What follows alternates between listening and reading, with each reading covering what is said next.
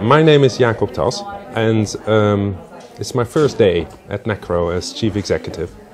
And I'm very keen to use my initial months to work out what this organization is really good at, what the organization can do better.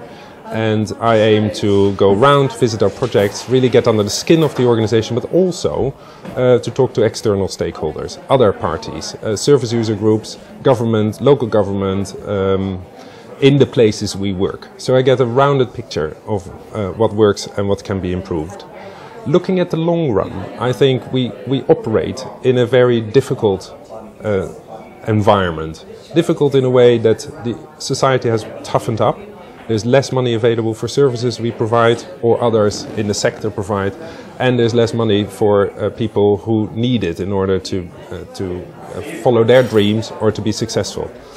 I think in the long run I would hope that NACRO can build on their reputation and becomes the go-to place for anything to do with the criminal justice system, prevention of people entering that system. Those who are in it get a chance to get out in a successful way, and those who come out support them in their rehabilitation. So we are the number one provider based on outcomes.